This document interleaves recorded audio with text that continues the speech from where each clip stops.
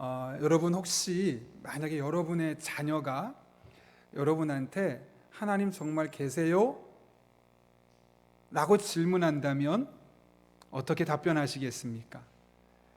혹시 그런 답변이 준비되어 있습니까? 혹시 그 자녀가 혹은 손주가 어쩌면 교회를 다니는 아이일 수 있고 안 다닐 수도 있는데 하나님이 정말 계신지 부모인 혹은 할아버지 할머니인 여러분에게 물어본다면 여러분은 그 아이들에게 혹은 그 자녀에게 뭐라고 말씀하시겠습니까?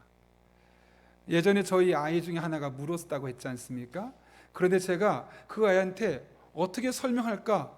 너무 복잡하고 그래서 하나님에 대해서 일일이 다 설명하지 못했지만 적어도 제 안에 우리 아이가 이거를 물어볼 때 어떻게 답을 할까라고 준비되어 있었습니다. 물론 목사니까 그렇겠죠. 그런데 목사인 아닌 여러분에게 만약 여러분의 자녀가 진작에 고민하면서 교회를 계속 다닐까 말까 그런 시점에서 엄마 정말 하나님 계세요? 아버지 정말 하나님 계셔서 제가 끝까지 하나님 믿을 만한 분인가요? 라고 묻는다면 여러분은 어떻게 자녀들에게 설명하시겠습니까? 글쎄 라고 말하시겠습니까? 아니면 정말 계시다는 사실에 대해서 조곤조곤 혹은 아이가 이해할 수 있도록 설명하시겠습니까? 하나님에 대해서 연구하는 학문을 신학이라고 말합니다. 그런데 이 신학을 하려면 말 그대로 하나님에 대해서 연구를 해야 되기 때문에 결국은 어떻게 될까요? 하나님이 계시다는 것을 증명해야만 하는 것이죠. 만약 하나님이 계시다는 것을 증명하지 못한다면 신학이라는 이 학문 자체가 형성될 수 없고 그런 신학, 즉 하나님을 공부하는 것을 넘어서서 그 하나님을 우러르는 우리의 신앙도 의미가 없는 것이죠.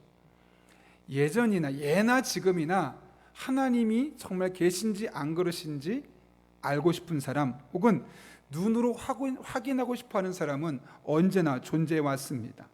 그러나 분명한 사실 하나님을 우리가 눈으로 볼 수 없죠. 왜요? 영적인 존재이기 때문에. 그래서 우리는 눈으로 하나님을 보는 것이 아니라 마음으로 하나님을 보고 믿음으로 하나님을 보게 됩니다. 예전에 로마가 거의 전 세계에 지배적인 영향력을 미치고 있을 때 그 당시에 많은 비그리스도인들, 예수님을 믿지 않는 사람들은 나름대로 자신들의 신을 가지고 있었습니다. 근데 그 신이 그냥 머릿속으로만 신이 아니라 자신들만의 형상을 만들어서 가지고 있었죠. 어떤 사람은 집에다가 모셔놓기도 하고 어떤 사람은 매일 그분을 보겠다는 마음에 주머니에 넣어서 작게 만들어 가지기도 다니기도 하고 그래서 그 신을 만드는 직업이 아주 유행하고 그런 직업이 유망 직종이었던 때도 없지 않았습니다. 그러나 기독교인만은 눈에 보이는 신이 없었기 때문에 하나님을 눈으로 볼 수 없었기 때문에 결국 가지고 다닐 수 있는 신이 없었습니다. 그래서 그 당시에 많은 사람에게 기독교는 무신론자다. 왜냐하면 대부분의 신을 섬기는 사람은 어떤 형태로든 다 신을 형상화한 오늘 우리 그리스도인의 표현으로 하면 우상이라는 것을 갖고 다녔는데 기독교는 그런 게 없는 겁니다. 그러니까 저 사람들은 신을 안 믿는 사람이야 라고 말할 정도로 엉뚱한 오해를 받기도 했죠. 그러나 그들은 신을, 즉 하나님을 안 믿은 것이 아니라 십계명을 따라서 우상을 수요하지 않은 것이지 오히려 보이지 않는 하나님을 믿는 진짜 믿음을 가진 사람들이었습니다. 여러분, 성경이 쓰여지기 전에 살던 사람들이나 성경이 전해지지 않은 사람들에게 하나님을 알 수 있는 방법이 있을까요? 우리도 마찬가지겠지만 우리가 하나님이 계시다는 것을 어떻게 우리가 알겠습니까? 그리고 성경이 쓰여지기 전에 시대 사람들은 하나님이 계시다는 사실을 어떻게 알 수 있었을까요? 옛날 사람들은 그래서 하나님, 신이 계시다는 것을 증명하기 위해서 다양한 방법을 썼는데 큰 줄기는 이렇습니다. 신은 있다. 그래서 신이 있다는 사실을 증명하기 위해서 여러 가지 이론들이 있었고 또 하나는 신은 없다. 그래서 신이 없다는 사실을 증명하기 위해서 여러 가지 이론들을 이야기했습니다. 그 중에 신은 없다, 이거에 대해서는 우리가 살펴볼 필요가 없고 과거의 사람들이 하나님을 의식하려고 어떻게 노력을 했는지 우리가 오늘 몇 가지 잠깐 살펴보려고 하는데요. 이 부분은 우리가 깊게 살펴보지 않고 그냥 짧게 그냥 이런 것이 있었다 정도만 살펴보려고 합니다. 하나님이 존재하신다라는 것에 대해서 합리적으로 증명하려던 시도가 있었는데 그중에 첫 번째는 존재론적 증명입니다. 안셀무스라는 사람이 대표적인 주창자인데요. 가장 완전한 존재는 마음뿐만 아니라 실제적으로도 존재해야 된다. 중요한 것은 여러분, 여기서 말하는 하나님을 존재를 증명하는 모든 것들은 철학적인 사고입니다. 그래서 제가 이야기하는 이 모든 것들은 결국에는 다 불완전하다는 사실을 여러분이 이해를 하고, 그러나 이런 방법으로 사람들이 하나님을 알아가려고 노력했고 지금도 하나님을 믿지 않는 사람이 이렇게 하나님을 알아가려고 시도하고 있다는 정도를 알면 됩니다. 가장 완전한 존재는 마음뿐 아니라 실제적으로 존재된다. 이게 무슨 말일까요? 첫 번째 이런 존재입니다. 하나님은 그 누구보다 완전한 존재라는 거죠. 그런데 그 완전한 존재는 그냥 우리 머릿속으로 만들어낸 신에 대해서는 안 되고 실제로 있어야만 한다라는 전제를 가지고 하나님을 찾아가는 겁니다. 그러니까 진짜 하나님은 어떤 분인지와 상관없이 그냥 불특정 다수가 신이 될 수 있는 것이죠. 두 번째로는 우주론적 증명인데 이 부분 아마 많이 들어보셨을 겁니다. 이분은 토마스 아퀴나스라는 분이 이야기한 건데 모든 일에는 원인이 있다는 거죠. 이게 왜 생겼을까? 일은 왜 생기는 걸까? 하나씩 자꾸 왜 자꾸 질문하다 보면 가장 첫 번째 그 왜 끝까지 답을 할 수 있는 게 나오는데 그게 바로 하나님이고 신이다 라는 것이 이 우주론적 증명입니다. 그래서 이 우주론적 증명은 뒤에 나오는 목적론적 논증과 좀 비슷한데 이 우주론적 증명의 특징은 뭐냐면 우연히라는 말을 쓰는 거죠. 우주가 어떻게 생겼습니까? 우연히. 사람이 어떻게 생겼습니까? 우연히. 시간이 어떻게 만들어졌습니까? 우연히. 근데 끝까지 쭉 가다 보면 그 우연이라는 말이 얼마나 잘못된 것, 결국은 어떤 원인자가 있다. 우연히가 아니라 어떤 원인자가 있다라는 것을 이야기하는 것이죠. 아마 이런 이야기 많이 들어보셨을 겁니다. 한 천문학자가 있는데 친구가 예수님을 믿지 않는, 아니 하나님을 믿지 않는 무신론자입니다. 근데 어떻게 하면 이 사람에게 하나님이 계시다는 것을 증명할 수 있을까 고민하다가 천문학자니까 별자리를 큰 종에다가 일일이 다 오랜 시간을 걸어서 다 써놨습니다. 그려놓고 이름까지 써놓고, 그리고 그 친구를 초청했죠. 친구가 오더니 야 어떻게 이런 대단한 작품을 만들었냐, 정말 대단하다, 너 고생 많이 했겠다 라고 했더니 그 천문학자 친구가 말하기를 나 고생하지 않았어, 이거 우연히 생긴 거야. 야 무슨 소리야, 어떻게 우연히 이런 큰 작품이 나올 수 있어. 그랬더니 그제서야 이 천문학자 친구죠, 이 천문학자는 예수님을 믿는 사람이었는데 야 너는 이런 작품을, 그런 그림을 놓고도 우연히 생길 수 없다고 말하는데 이 전 세계 우주를 봐라, 이게 어떻게 우연히 생길 수 있는 거냐, 이걸 만든 누군가가 분명히 있지 않겠느냐 라고 말하면서 하나님이 계시다는 것을 증명했다는 것이죠. 우주론적 증명은 그런 겁니다. 모든 일에는 원인이 있고 그 원인을 거슬러 가다 보면 저 끝에는 일원인, 그게 바로 하나님이라는 것이죠. 목적론적 논증도 마찬가지입니다. 이름은 다르지만 내용은 거의 비슷합니다. 그런데 차이점이라면 목적론적 논증은 우주가 질서와 목적을 가지고 있으므로 설계자가 있어야 한다. 이해되셨죠? 설계자가 있다는 거죠. 우주론적 논증은 왜 하다 보면 나오는 것이고 이건 이미 누가 설계했다, 그러니 그 설계한 분을 찾아야 된다, 이런 측면에서 접근 방법이 앞에서 가느냐 뒤에서 가느냐. 여러분 예를 들면 이런 겁니다. 마태복음과 누가복음에 보면 족보가 있지 않겠습니까? 아시죠? 있는 거. 예수님의 족보가 나오는데 차이점이 있습니다. 어떤 차이점이 있냐면 마태복음 같은 경우는 누구부터 시작합니까? 하나님부터 예수님까지 어떻게 탄생하게 되었는지가 쭉 나옵니다. 그렇죠? 그런데 이 누가복음은 반대로 이게 마태복음이 예수님부터 하나님까지 가고 누가복음이 하나님부터 예수님까지, 이렇게 예수님부터 시작하느냐 하나님부터 시작하느냐 이런 약간의 차이가 있는 것처럼 지금 이 목적론적 논증과 우주론적 논증도 마찬가지라는 거죠. 우주론적인 것은 지금 상황에서 하나씩 찾아가는 것이고, 목적론적 논증은 저 위에 누군가가 만들어놨다, 거기서부터 거꾸로 찾아오는 것을 이야기하는 겁니다. 그러나 결론적으로는 하나님이 계시다라는 것을 찾기 위해서 노력했다는 것이죠. 네 번째로는 도덕적 논증인데, 이것은 하나님은 우리가 머리로 논리적으로 설명할 수 있는 것이 아니라 우리의 도덕적인 행동을 통해서 증명하게 되어 있다. 그리고 하나님이 계셔야지만 우리가 도덕적으로 바른 사람, 윤리적으로 올바른 사람으로 살아갈 수 있다. 이런 겁니다. 간단하게 그냥 보면 되고, 중요한 것은 마지막인데 논증을 통해서는 믿음이 생겨나지 않는다는 것이죠. 이것은 하나님이 계실 거야, 혹은 절대적인 존재는 있을 거야 라는 그런 도구를 제공해서 우리에게 유용하지만 이것이 결국 우리를 믿음으로 이끌지는 못한다는 사실, 우리가 기억해야 한다는 것이죠. 정말 중요한 것은 두 번째인데요, 하나님의 존재에 대해서 성경이 어떻게 선언하고 있느냐는 겁니다. 잘 아시는 것처럼 창세기 1장 1절 말씀 볼까요? 뭐라고 되어 있습니까? 태초에 하나님이 천지를 창조하시니라. 뭐라고 말씀합니까? 창세기 1장 1절을 시작하며 하나님이 어떤 분인지에 대해서 막 설명하고 하나님이 계시다라는 것을 막 논증하고 예를 들고 그러지 않습니다. 그냥 하나님이 계신데 그분이 이 세상을 만드셨다라고 선언하고 끝입니다. 무슨 말일까요? 하나님이 이미 계시다는 것이죠.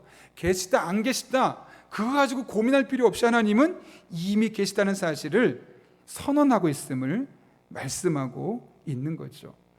그래서 우리가 이 사실을 분명히 알아야 될 것은, 하나님을 놓고 우리가 계시다 안 계시다 이렇게 좀 전에 말했던 것처럼 다양한 방법으로 찾아가려고 해봤자 그것을 통해서는 하나님을 발견할 수 없습니다.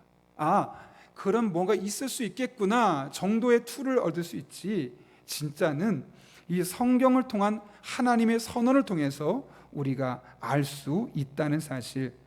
그런데 성경은 너무나 선명하게 말하죠. 태초에, 이 세상이 만들어졌던 그 태초에 하나님이 천지를 창조하셨다. 그냥 끝입니다. 우리가 이 사실 잘 기억하고, 두 번째로 로마서 1장 20절인데 이렇게 되어 있습니다. 창세로부터 그의 보이지 아니하는 것들 곧 그의 영원하신 능력과 신성이 그가 만드신 만물에 분명히 보여 알려졌나니 그러므로 그들이 핑계하지 못할지니라. 이 세상 모든 만물 속에 하나님이, 이 세상 모든 만물은 하나님이 만드셨고 그 속에 하나님의 특성들이 담겨 있다라는 것을 이야기하고 있죠. 따라서 우리는 자연과 만물과 이 세상에 존재하는 모든 것들을 통해서 하나님의 흔적을 발견할 수 있다는 것이죠. 우리의 머리를 통해서 다양한 사고도 필요하지만 이 세상을 보기만 해도 하나님이 만드셨음을 깨닫게 될 수 있다는 것, 이게 성경의 하나님의 존재에 대한 선언이라는 사실을 우리가 기억해야 된다는 것. 그리고 이제 세 번째로 나가게 되면, 그럼 이 하나님, 성경에서 말하는 하나님을 우리가 어느 정도 알 수 있을까? 그 부분을 한번 살펴보려고 합니다. 첫 번째로는 우리는 하나님을 결코 완전하게 이해할 수 있어요, 없어요? 없다는 거예요. 우리 시편 145편 3절 말씀 같이 읽겠습니다. 시작.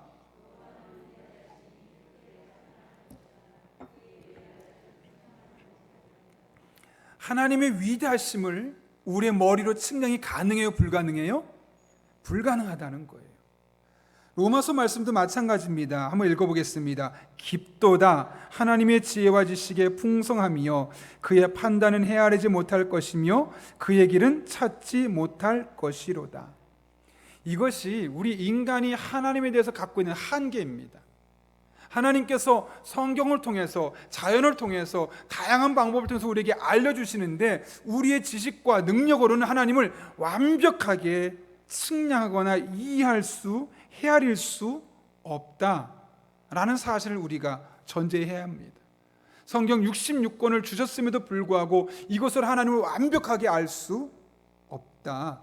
왜요? 하나님이 자신에 대해서 완벽하게 알리신 것이 아니라서. 그런데 우리는 하나님에 대해서 다 알고 싶어 하죠. 그리고 이 세상 모든 주제들에 대해서 성경적인 답변을 다 뭔가 갖고 싶어 합니다. 그런데 우리의 이성으로서 완전히 해결할 수 없는 부분들이 있다는 거죠. 그 중에 첫 번째가 하나님이 계신가 안 계신가. 아무리 다양한 논증을 갖고 끌어가도 우리가 흔히 말하는 창조가 이렇게 이야기를 하고 좀 전에 보셨던 그 네 가지 논증을 아무리 쓴다 할지라도 그래 그럴 수 있어 정도까지 갈 수 있지 그것만 가지고는 하나님을 알 수 없다는 것. 제가 예전에 대학교 1학년생을 상담한 적이 있는데요. 대학에 들어가면서 교회를 안 다니게 됐다는 거죠. 사실 오늘도 제가 올라오기 한 30분 전쯤까지 한 청년하고 좀 통화를 했습니다. 우리 교회 청년은 아닌데 잠깐 이렇게 나왔다가 못 나오는 그런 청년이 있어서 그 청년의 이야기를 이제 듣고 좀 상담을 하면서 전화를 하게 되었는데 결국 그 청년이 교회를 안 나오고 있는 겁니다. 왜 그런가 알고 봤더니 본인이 예전에는 어릴 때는 그냥 교회 다니면서 하나님 계시다 그러면 계신 줄 알고 그냥 다녔고, 봉사하라 그러면 그냥 봉사했고, 수련회 따라오라면 수련회 따라왔고, 그냥 그게 너무나 자연스러웠는데 어느 순간 대학에 가면서 하나씩 질문을 하기 시작하면서 답이 안 나오더라는 겁니다. 선배들이 질문할 때 자기가 답을 할 수 없고, 또 어떤 건 목사님께 질문하는데 선명하게 자기에게 쏙 마음에 드는 대답이 안 나오고, 그거는 신비 영역이야 라고 말하기도 하고, 그러면서 자신도 모르는 사이에 하나님 정말 계신가 라는 그런 불신의 마음이 생기면서 점점점 교회를 멀리하게 되었고, 이제는 교회를 아예 안 나오게 되었다는 것이죠. 그가 생각하기에 기독교는 완벽하지 않은 종교다.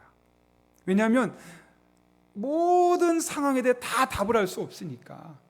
어떤 건 신비 영역이 있다고 말하고, 어떤 건 자기 마음에 쏙 드는 답변을 말해주지 못하니까 뭔가 완벽하지 않아. 제가 볼 땐 그 청년의 성격이 아마 완벽주의적인 기질이 있는 것 같습니다.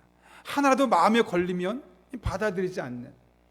어쨌든 그래가지고 그 청년은 그러면서 완벽하지 않은 종교? 나 안 다니겠다 하면서 교회를 안 나오게 되었다는 것이죠. 그런데 여러분, 우리는 하나님에 대해서 완벽하게 알 수 없습니다. 신앙생활 완벽하게 이해할 수 없습니다. 그게 우리의 인간과 하나님과의 전적인 차이점임을 우리가 알아야 합니다. 물론 우리는 하나님을 더 많이 알려고 하고 성경이 기록된 하나님을 더 자세하게 완벽하게 알아가려고 해야 되지만, 우리의 한계로는 하나님을 완벽하게 알 수 없는, 그래서 많은 신학자들도 같은 주제를 놓고 의견이 다를 수밖에 없는 것이 바로 그런 데 있는 것이죠.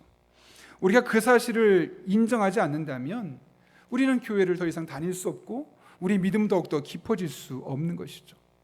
오히려 다 안다고 말하고 다 설명하려고 하는 것이 문제가 될 수도 있는 겁니다. 실제로 여러분, 베드로서 3장 16절에 보면 이런 말씀이 있습니다. 성경을 억지로 풀려고 하다가 스스로 멸망한 사람들이 있었다라고 증언하고 있습니다.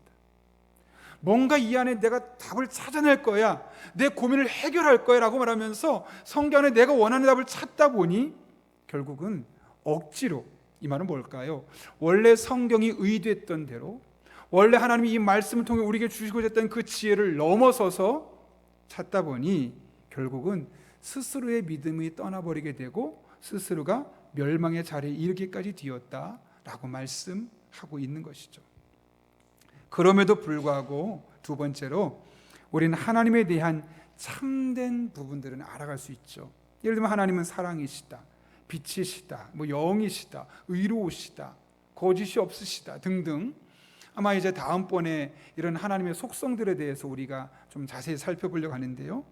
어찌됐든 우리가 하나님을 다 알 수는 없지만, 완벽하게 이해할 수는 없지만, 적어도 하나님에 대해서 어느 정도까지는 알 수 있다라는 사실을 전제해야 한다는 겁니다. 그러면서 오늘은 이제 하나님의 이름에 대해서 우리가 살펴보려고 하는데요. 성경에 보면 하나님의 이름이 다양하게 나옵니다. 구약에도 나오고 신약에도 나오고, 이것들에 대해서 여러분이 아시는 이름도 있고 모르시는 이름도 있겠지만 오늘 한번 그냥 짧게 같이 해보고 살펴보도록 하겠습니다. 이름은 그 사람이 어떤 존재인지를 드러내는 아주 중요한 지표가 되죠. 특별히 하나님의 이름은 그냥 하나님 이게 아니라 꼭 뭔가 붙어 있습니다. 수식어가. 예를 들면 뒤에 나오겠지만 그냥 여호와 혹은 엘로힘, 아도나이 이렇게 불로 끝나는 것이 아니라 여호와 니시, 여호와 라파 이런 식으로 하나님 앞에 어떤 또 다른 그 하나님을 수식하는 문장들이 붙어 있죠. 그게 하나님이 어떤 분인지를 설명하는 것들인데 이제 한번 같이 살펴보려고 합니다. 먼저 엘로힘이라는 말이 나오죠. 예를 들면 창세기 1장 1절이 브레시트 바라 엘로힘 이렇게 시작합니다. 태초에 창조했다 하나님이 하레츠 땅을 또 하샤마임 하늘을 이렇게 창세기 1장 1절이 시작하게 되는데 여기서 말하는 엘로힘 이게 바로 하나님이란 뜻입니다. 그런데 이 엘로힘을 말하기 전 원래 엘이라는 단어가 있는데 그게 뭐냐면 첫 번째다, 최고다. 그래서 힘이 있고 능력 있고 강력하다라는 뜻이 엘이라는 단어가 있습니다. 그런데 그 엘이 복수형으로 엘로힘 하게 되면서 하나님이 창조와 관련해서 자신을 써셨던 이름, 그 강력한 힘으로 능력으로 이 세상을 만드셨다. 그럴 때 엘로힘이라고 쓰고 있죠. 두 번째는 아도나이라는 단어인데요. 이것은 주님이란 뜻을 갖고 있는데 내 인생의 주인이시다라는 뜻을 갖고 있습니다. 그래서 하나님이 앞에 만물이 복종하며 모든 사람이 섬기는 통치자 이런 분이라는 뜻이죠. 만물이 복종해야 될 대상 또 만물이 섬기는 통치자가 바로 하나님이다라는 것을 그래서 우리 인생의 주인 그러니까 아도나이라는 말을 쓸 때 하나님은 내 인생의 주인이십니다. 이 말은 뭘까요? 내가 원하는 대로 사는 것이 아니고 내가 원하는 대로 결정하는 것이 아니고 주인의 뜻에 따르는 것이 종들의 일 아니겠습니까? 우리의 삶의 자세가 그래야 된다는 것이죠. 결정권이 내게 있는 것이 아니라 하나님의 결정권을 따라 내가 움직여야 된다는 것 이것이 바로 아도나이. 옆에 히브리어 보이시나요? 예, 조그맣게 써 있을 텐데 이게 아도나이라는 뜻이고 세 번째는 우리 성경에 많이 쓰이는 여호와 원래 히브리어 단어를 보게 되면 야훼라고 되어 있죠.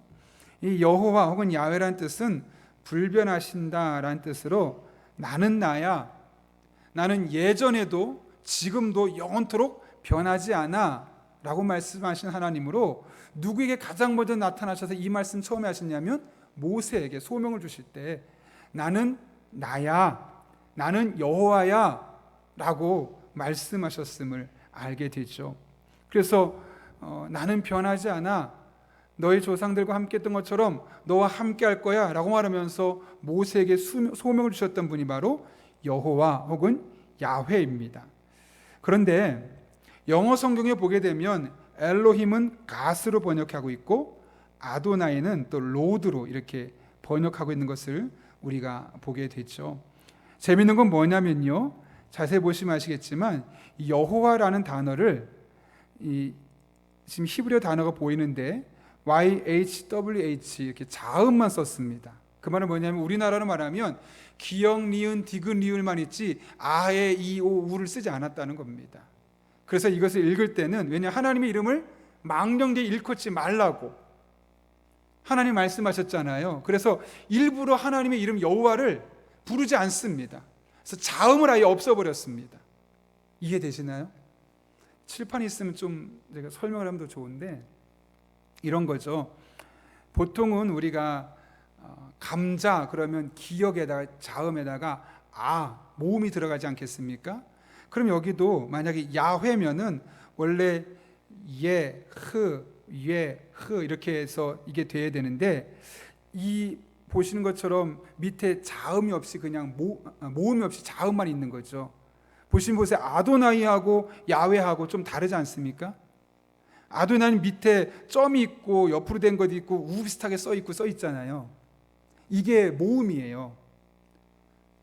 그런데 야훼는 모음이 없어요. 밑에 그냥 위에 자음만 있어요. 네 글자만. 그렇죠? 왜냐 하나님 이름을 망령되이 일컫지 말라고 해서. 그래서 이 야훼를 읽을 때는 어떻게 읽었냐면 그냥 아도냐이라고 읽었어요. 유대인들로부터. 이해되시나요? 그런 정도만 이해. 예. 그렇다는 거. 이렇게 크게는 엘로힘과 여호와를 중심으로 결국은 성경이 하나님을 설명하는데요. 성경 곳곳에 보게 되면 몇 가지 단어들 있죠. 예수 하나님의 이름을 첫 번째는 여러분 엘샤다이 엘샤다이 하는 찬양 들어보셨죠? 엘샤타이 하나님을 설명하는 건데 전능하신 하나님이라는 뜻을 갖고 있습니다. 아까 초창기에 설명했던 엘로힘의 엘이 강력하다 했는데 거기에 샤타이가 붙어 있는 거죠. 자, 한번 보겠습니다. 창세기 17장 1절인데 같이 한번 읽겠습니다. 시작. 아브라함이 99세 때에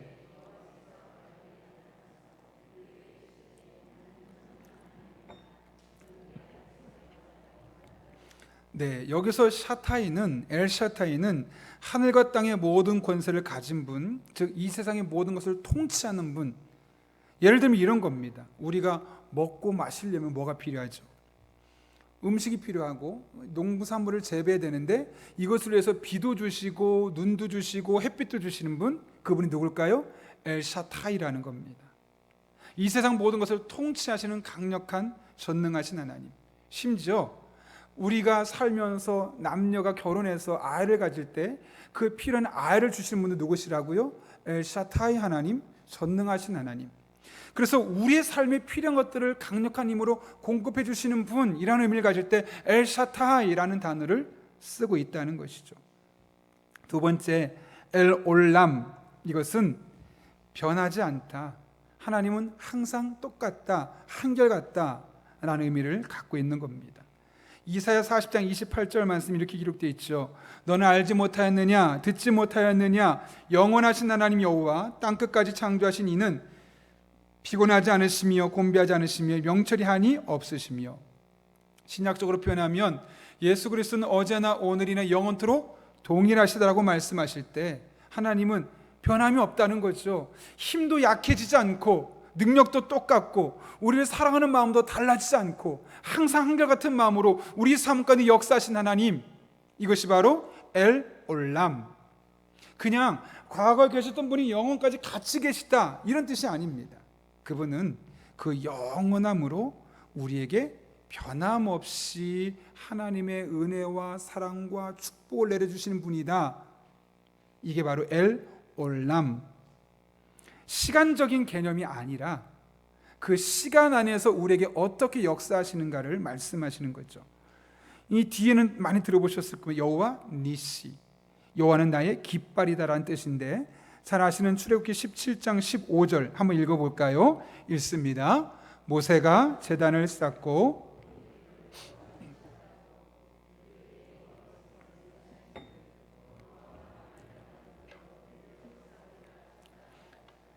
자, 여기서 여러분 중요한 게 뭐냐면요, 여호와 니시는 원래 승리케 하신 하나님 뜻이잖아요.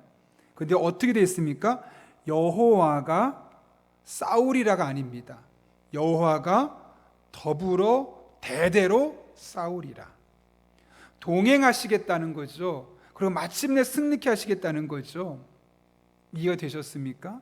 하나님이 늘 함께 하시면서 마침내 영적인 전쟁과 우리의 일상의 삶에서 승리케 하시는 분이시다라는 것을 말씀하기 위해서 여호와 니시, 그냥 승리가 아니라 동행하시면서 대대로 승리를 주시는 분이라는 거죠. 여호와 라파의 하나님, 치료하신 여호와 많이 들어보셨죠. 마라의 쓴물을 달게 하시면서 나는 너희를 치료하는 여호와라 라고 말씀하시면서 하나님께서 우리를 어떻게 치료하실지를 말씀하시는 겁니다. 그 다음 여호와 샬롬, 평강의 하나님이죠. 기드온에게 하나님이 나타나셨습니다.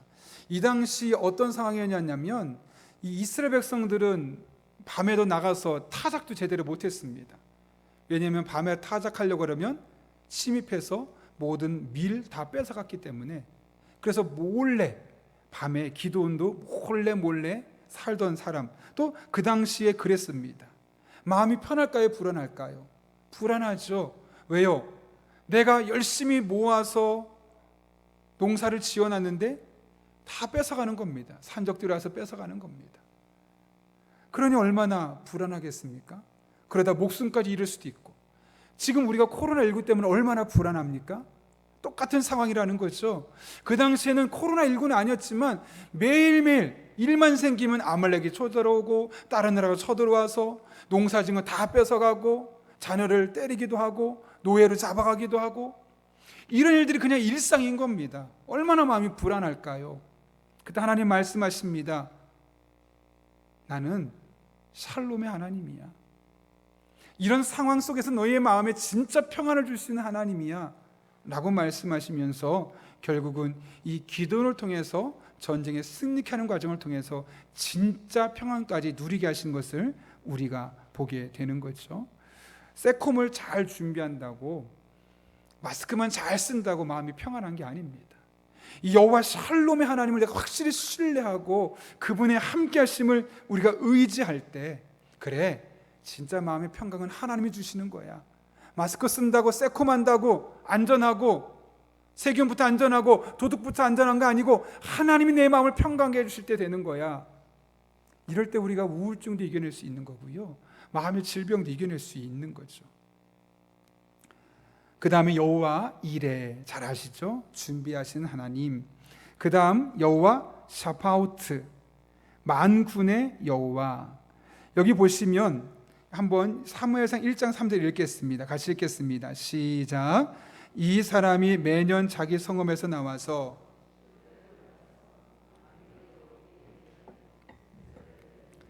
엘리의 두 아들 홈니와 비나스가 여호와의 제사장으로 거기에 있었더라.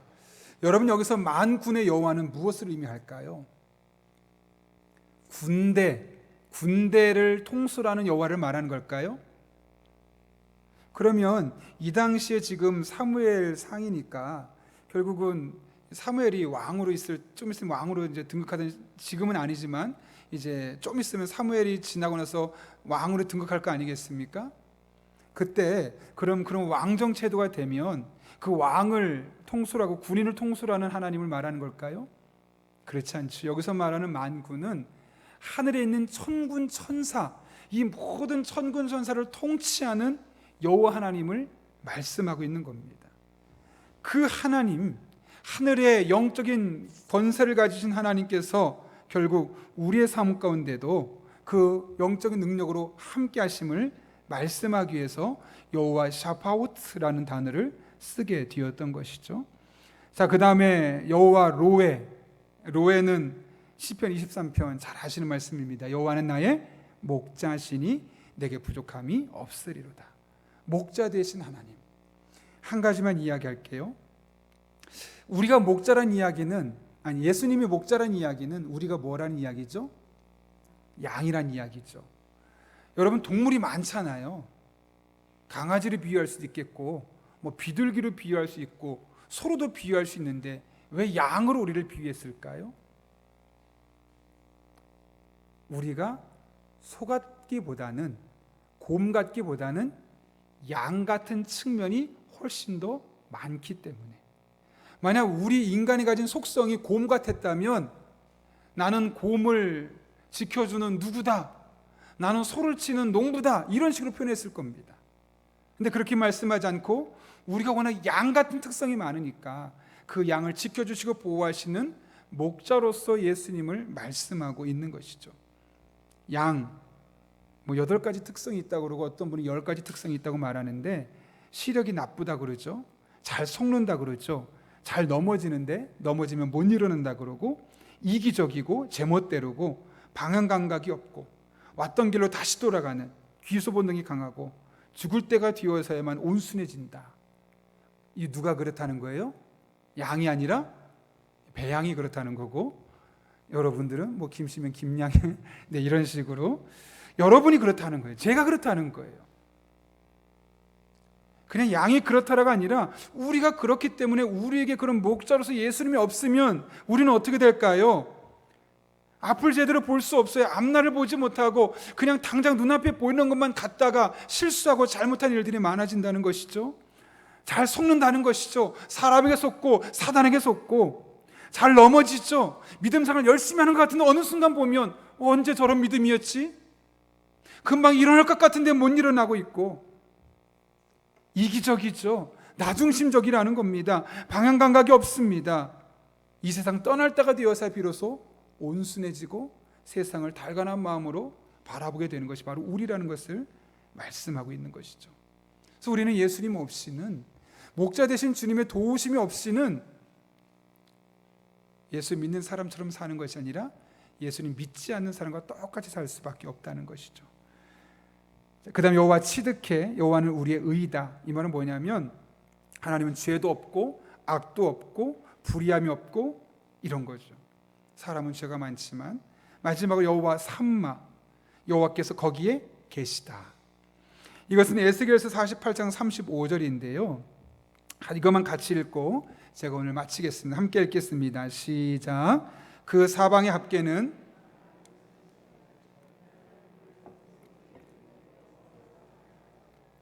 원래 이 여호와 삼마란 뜻이 뭐냐면 상황이 좋든 나쁘든 항상 필요한 곳에 함께 하겠다, 그런 의미가 있습니다.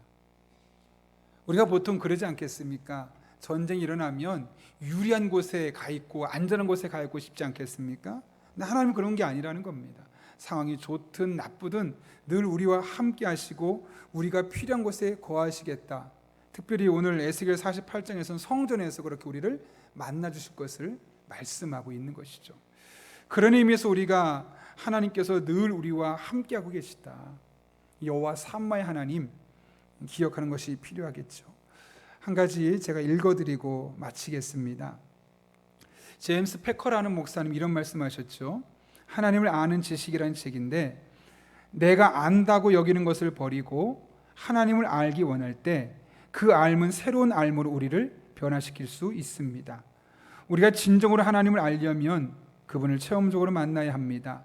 하나님을 아는 체험적 지식으로 충만해야 하나님을 바르게 믿고 바르게 섬기고 바르게 살 수 있습니다. 우리가 하나님을 잘 알 때 바르게 믿을 수 있습니다. 또 하나님을 어떻게 섬겨야 될지 바르게 섬길 수 있게 되고, 그러다 보면 자연스럽게 우리는 바른 삶을 살아가게 되어 있는 겁니다. 결국 하나님을 어떻게 알고 있느냐가 우리에게 중요한 부분이죠. 우리가 이 오늘 살펴본 이 하나님의 존재에 대한 부분, 이것들을 늘 기억하면서 하나님을 잘 기억하고 그 하나님 안에서 한 걸음 한 걸음 내디딜 때 하나님을 잘 믿고 또 하나님을 잘 섬기고 이 세상에서 바르게 잘 살아가는 그런 주의 종들 될 수 있기를 예수님의 이름으로 축원합니다.